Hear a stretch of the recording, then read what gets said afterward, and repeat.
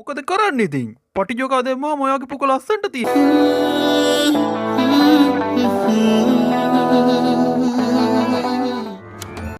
සිරිසේන දෙම්ම නැගිටපන්. දෙම්ම නැගිටපන්. මූ මෙරිලාද වන්දා?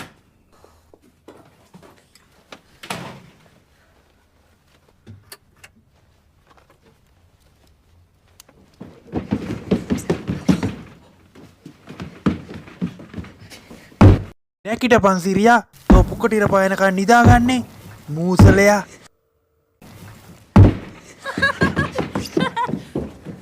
අම්මෝ පළය මූසලය ඇතුළට. ගේ අම්මට යකෝ මූ. පන්දිනයක් මගේ පුතාට. හැපි බර්ත්ඩේ පුතේ.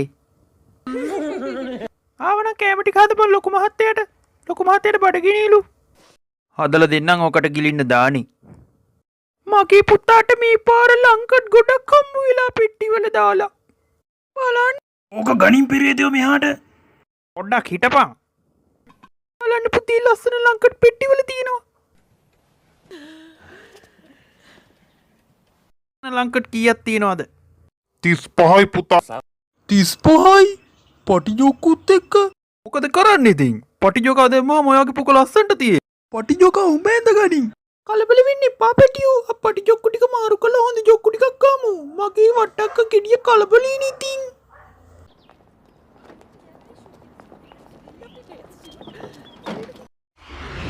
මට උඩු තව ටිකෙන් ඔළුව ගලවලා අතේ තමයි අරන් යන්න වෙන්නේ. අම්මට සිරි මේ මොකද මේ වෙන්නේ? අම්මේ අම්මේ අම්මේ අම්මේ.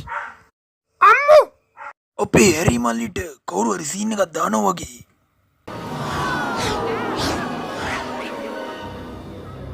අපට සිරි විමලේ එහා පැත්තේ නම් මතුරුනව නේද? මේ බලන්නකෝ. පුඤ්ඤේ මේ බලන්න එහා පැත්තේ නම් විමලේ මතුරුන විදිය. එහෙමද? මම හිතුවේ මෝ පණු බෙහෙත් බීලා නැහැ කියලා. පොඩ්ඩක් හිටපන්කෝ මම විමලයට කරන්න.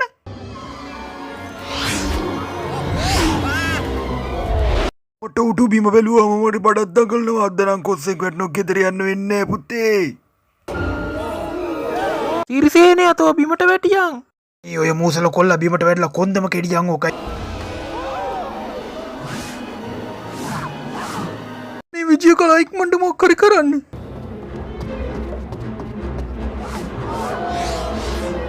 අනරුණ කටුස්සා.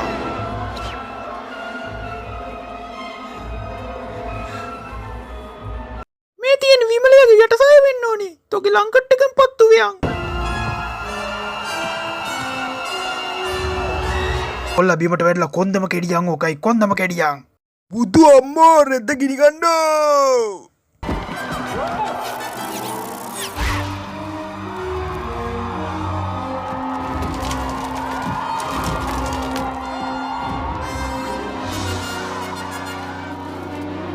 අඬවන්නේ අඩි අප්පා යන්න ගම්බීරුණා.